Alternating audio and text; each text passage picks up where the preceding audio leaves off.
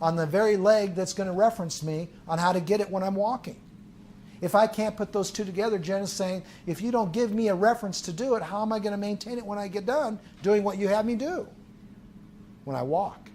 Every time I put my left foot on when I walk the floor, every time I put my foot on that floor, I need left posterior mediastinum. Every time I put my foot on the floor with my right foot, I need right posterior mediastinum. Well, here's the deal. You all will do that very well, more than not, when you put your foot on the floor. On which side? The right. We've got to make sure you can do that when you put your foot on the floor with the left. Left posterior mediastinum. And all these techniques, he's standing on a little block, he's keeping that hip back on the left, he's keeping that hip back on the left, and he's shifting that hip back on the left. All will open up the posterior mediastinum if at the same time he takes his left hand and does what? Moves it forward. Do you have a question? Well, just kind of a comment. I think the one thing too on these, all of these inhibitions, these posterior mediastinum inhibitions are all going to focus on the inhalation phase of breathing. Because your exhalation phase of breathing is focusing on getting that left COA. And if you can't maintain that left COA, you're going to pop up those left anterior ribs and flare them again. But if you can maintain that left COA, you have to put that inhalation someplace else. So these techniques are giving you a place to put that, to give that inhalation and to perceptibly feed forward that inhalation. So Well all said. of these techniques on your new CDs will have the word respiratory in the title, because on inhalation, you are trying to expand that posterior mediastinum. And thank you, Jen, for bringing that up. Isn't it comforting to know that every technique, Jen, that anybody uses that we put together, that automatic activity you just said will occur if they remember on how to inhale with abdominal wall engaged, side bending engaged. So every, what's it called, respiratory? The word respiratory will be in the technique. If you read the kind of foreword to the introduction on the CDs, that word is either to expand a posterior mediastinum, to expand a posterior outlet, which is discussed in the pelvis restoration course, or to expand a posterior capsule of a hip, which is discussed in the myokinetic restoration. Is that cool to know? So even though we're just starting basic conversation with posterior mediastinum, isn't it good to know that in the Institute, not only do you have posterior mediastinal expansion, but you also have the appropriate things going on at the same time everywhere else because of one word, respiratory. Yep. Just to kind of clarify, help everybody out, can you talk about what a right reach would involve then and what it would do for us? Good question. Good question. Good question. Is it further? There it is. Page 72. Left posterior mediastinal inhibition. This is number 2, rules of thumb. I'll come back and, Kurt, can I come back and tell you that it's coming up? Good question. We're going to come back and get Kurt's question. What does a right reach do for you? What does a right arm reach do for you? I want to show you, Kurt, before I do that, this picture. This is a lady that Lori's working with. She lives in Texas. She's a PT. And she says, tell the world about it. So we don't probably have her permission, but she says, tell the world about it. I won't go over her entire history, but she's got, see her PRI exercises on the floor? Okay. She's sitting in this chair, God love her. She's sitting in this chair, and she's moving T on S. Do you see how this mediastinum, Rick, is moved over the edge of that chair? She just moved her thorax on her S. She has an arm that's out there, but the exercise is saying, I want the thoracic rib cage to move. What moved her T on her S? What muscle? Nope. Serratus anterior. Then she took a breath of air in and blew out and reached. She reached forward. Now she's moving S on T. Her scapula went forward on the T. Her thorax left the back of that chair. Now, I wouldn't have somebody reach forward with an S on a T if they first could not keep their T back on their S. Because more of this is not going to be helpful in getting a posterior mediastinum. The one that's going to help you get the posterior mediastinum is this. On inhalation, she should kill a bug sandwiched between the back of that chair and her thorax. Killed it. My hand never went back. Is that different for the right arm reach when you talk about? It would be. We're going to come back to the right arm reach. It's the next click. It's the next click, you guys. Got great questions. But right now, on the left side, I have ribs that are going what? Posteriorly. Which means those ribs from the posterior view are going into what rotation? Internal. The ribs on the right side are going into what rotation? Which is right trunk rotation.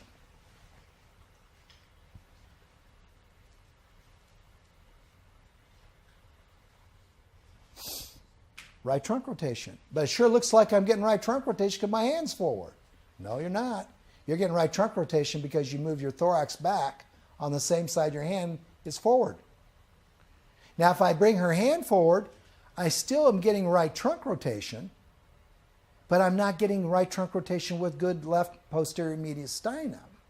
There's a difference. And if you had a person who's really good with their mediastinum, then just go ahead and bring the left arm forward and don't worry about it, which we have those techniques as well. You may be doing a left arm reach for a different purpose. You may be doing it to get left AFIR. You may be doing it to get chest wall movement somewhere that I don't know about. You may be doing it for a neck patient. But for this class right now, why do we want right trunk rotation? I know Rick knows. Why do we want it, Rick? To increase what? Left posterior mediastinum. That's why we want it in this class. This class right now, that's what we want it for. Because that's the fundamental reasoning behind gait of a thorax.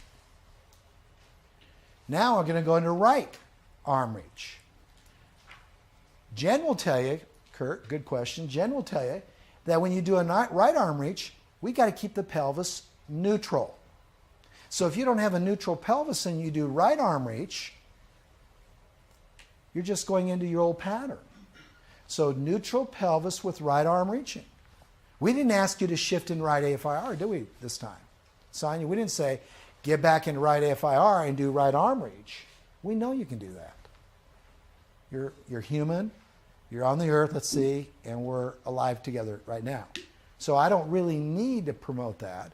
I just want you to learn how to get right arm reach without losing neutrality, without going back into right AFIR, because that's ingrained in most of your patients. What does right arm reach mean when you're in neutral? Well, right arm reach means this when you're in neutral. Rick, this is going to be kind of a fun day. It means that you're going to establish what, Rick? Your posterior mediastinum. On which side? Left. That's what it means.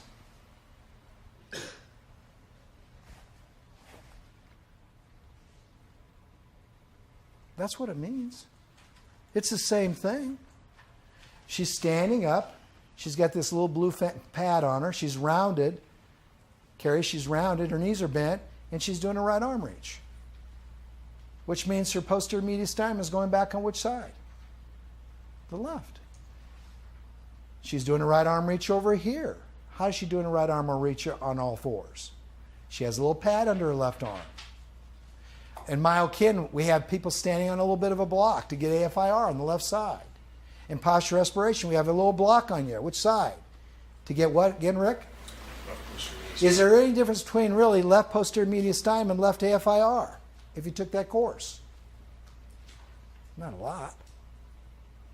Not really a lot in terms of how you think. One's for the lumbopelvic femoral region and one's for the thoracic region. She's got a little right arm reach going on with this chair, moving that thorax. What's this towel back here for?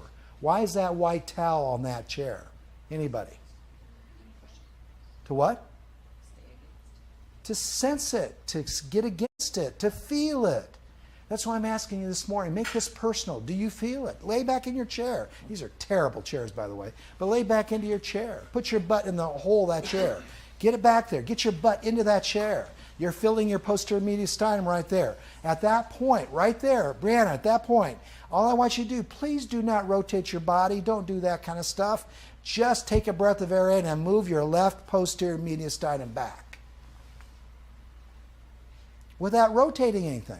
You do it just, it will rotate for you. You shouldn't have to rotate it if you know how to direct air into that left side. Rick, that's as easy as it gets. That's the whole course. You don't have to pick up a PRI technique and read it. Say, ma'am, all I want you to do is remember that that thorax on the left side has got to do what when you go to bed? Move which way? Back. Barb, all I want you to remember when you're sitting at that computer is once in a while you got to make contact with that back. On which side? That's it. Rick, once in a while when you're out there hunting, I want to make sure you go up to a tree and you touch the tree with your left what? Back, back, back, back. Hey, Brandon, when you drive that car, when you go back to Minneapolis to drive that car, I want to make sure that maybe you put a little child's pillow or something and you feel the what, Brandon? Back. On which side? I could keep going around the room and help you all with that.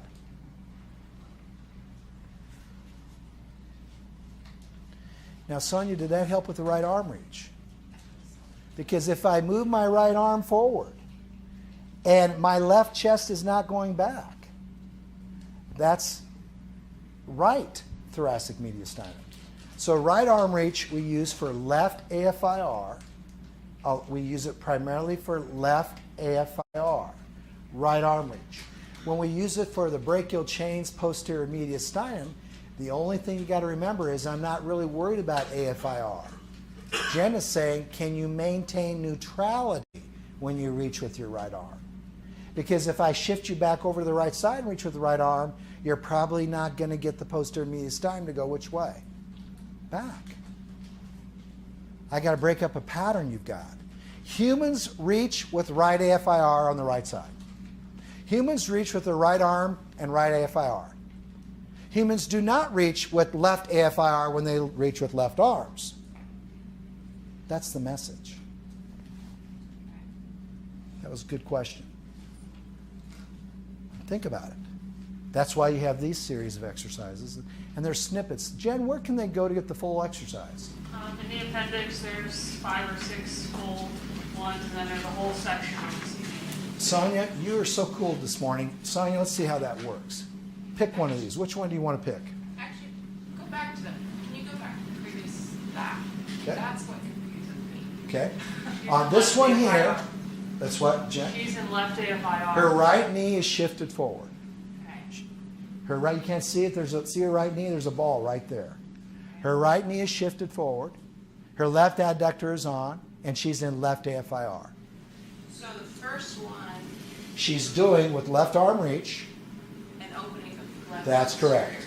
The second one, you're actually getting Right trunk rotation right trunk rotation. while she's maintaining left AFIR. Okay. Now, I'm going to ask you a question. Which of those two is best for Rick? Right, because the first one is maximizing left posterior mediastinum. That's all we were trying to do. And you know what, guys? That's a big message. That's a big message. And it's good just to stop, ponder it a little bit. Because, you know, right trunk rotation is not cutting the cake for a lot of people. They go into right trunk rotation, and Jen's right. They don't even remember what they're trying to reference. They're just doing right trunk rotation. They don't care where their hips are at. Do you follow me? It's okay for a lot of our patients, but some of our patients, it doesn't cut the cake. They go right back into right AFIR, and then they stay there. That's why I went around the room. You tell me about you, Barb, and I will get you into something that is not in this manual, that's unique to that lady, so I can make this a real living farm. She's going to do it every day. I'm going to help her find left posterior mediastinum. Every day. Over and over and over and over again. Read the book habit. Or read anything on habit over and over and over again.